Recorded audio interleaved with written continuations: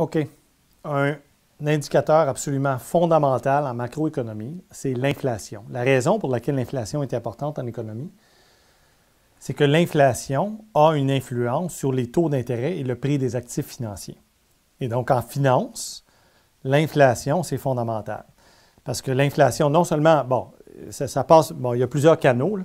Ça influence les anticipations sur le prix des actifs futurs, ça influence les anticipations sur l'évolution des marchés financiers et de l'économie, et ça a une influence et c'est interconnecté avec la politique monétaire de la Banque centrale. Donc, tout ça là, a des influences majeures sur les marchés financiers, donc c'est important de comprendre c'est quoi l'inflation. L'inflation, c'est très simple. C'est le phénomène selon lequel, en moyenne, le prix du panier moyen du consommateur moyen augmente. Et donc, ce que je viens de dire, c'est très important.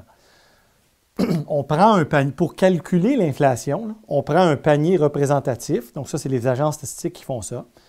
Ils disent, OK, ça a l'air de quoi un consommateur moyen de ce pays-là? Il consomme tant de pantalons, tant de, des vêtements, etc., de la nourriture de tel type, de tel type, de tel type, transport, etc. Il y a plein de biens et services, okay, des centaines. Et on a des poids associés à ces biens et services-là. Donc, le poids du bien 1, mettons que c'est des pantalons. Okay, donc, on va faire une moyenne des pantalons, etc. Ensuite, une moyenne, je ne sais pas moi, de fruits et légumes, fruits par exemple. Une moyenne de légumes. OK. Et il peut y en avoir des centaines et des centaines, là, comme ça. Donc, des voitures, des ordinateurs, etc. Okay. Disons qu'il y en a 600, comme le Canada, c'est à peu près 600. Et chacun a un poids associé. Donc, c'est sûr que, par exemple, le logement, de ce que les gens payent en immobilier, soit en logement locatif ou en hypothèque, qui est finalement comme un logement, bien, ça coûte quelque chose, n'est-ce pas? Et ça va peser plus lourd que les autres. Le poids associé à ce truc-là va être plus élevé. Ensuite, on fait une somme pondérée. Donc, ça, c'est le panier représentatif. On a choisi des biens et services. On détermine leur prix avec leur poids. Leurs poids vont demeurer inchangés généralement, quoique c'est rafraîchi là, régulièrement. Et tout ça va donner un certain prix total. Donc, dans le cas le plus simple, on met les mêmes poids partout. Okay? Donc, dans les cas les plus réalistes, on met des poids différents. Ça va donner un prix total pour le panier total. Et lorsque la somme de tout ça augmente, on calcule le changement de prix d'une année à l'autre et ça donne l'inflation annuelle. Est-ce que ça veut dire, lorsque le prix du total augmente, est-ce que ça veut dire que tous les prix augmentent? Non. Ça veut dire que la moyenne augmente. Donc, peut-être ça augmente beaucoup, ça augmente beaucoup, ça baisse, ça se peut, hein? Et ça augmente. Donc, il y en a qui ont baissé dans les prix individuels. Il y a des choses qui ont baissé. Puis, il y a des choses qui ont augmenté, mais la moyenne de tout ça a augmenté. Au Canada, on a une cible d'ailleurs d'inflation. La Banque du Canada, la Banque centrale, est responsable pour garder l'inflation, c'est-à-dire la hausse. L'inflation, c'est la croissance des prix. Et on a une moyenne de 2 % à peu près, donc ça varie, là, mais en gros, là, c'est autour de 2 % de croissance de l'indice des prix à la consommation, qui est obtenu du prix total de ça, qui est indicé à 100 dans une année de base. Okay, année de base. Et après ça, bien, ça, c'est, mettons, cette année, okay, au temps T. Okay.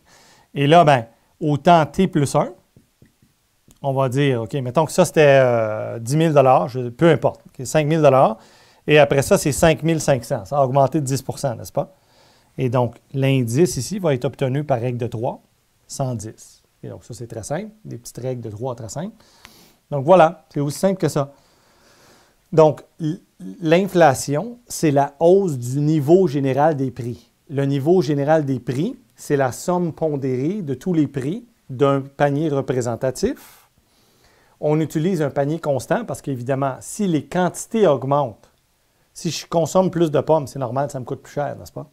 Mais ce n'est pas parce que les pommes sont plus chères nécessairement, c'est parce que je fais juste en consommer plus. Et donc, pour capter correctement le changement du niveau général des prix, on fixe les quantités et on évalue le changement de prix. Donc, pour calculer l'inflation, on fixe les quantités, les volumes, et on évalue le changement de prix d'une année à l'autre ou d'une période à l'autre. En fait, c'est de mois en mois, là. Et on évalue le changement de prix à travers le temps. Et au Canada et dans la plupart des pays industrialisés, on vise une cible d'à peu près 2 % d'inflation annuelle. C'est-à-dire que d'année en année, on voudrait que le prix du panier moyen, du Canadien moyen ou de l'Américain moyen, etc., augmente à peu près à 2 % par année. Okay? Donc, on veut une cible positive pour des raisons qui dépassent le cadre de la discussion ici, mais on veut aussi une cible qui n'est pas trop élevée. Donc, on ne veut pas beaucoup d'inflation, mais on veut un peu d'inflation. Okay? Donc, c'est un peu ça l'idée. Et ça, c'est l'idée de l'inflation. Et pourquoi c'est important comme indicateur? Encore une fois, parce que l'inflation, les taux d'intérêt, le prix des actifs financiers, c'est tout interconnecté. Et donc, c'est important d'étudier qu'est-ce que c'est l'inflation, comment la calculer, okay? Et d'en comprendre le phénomène. Et l'inflation, c'est la croissance des prix. Okay? Donc, c'est aussi simple que ça.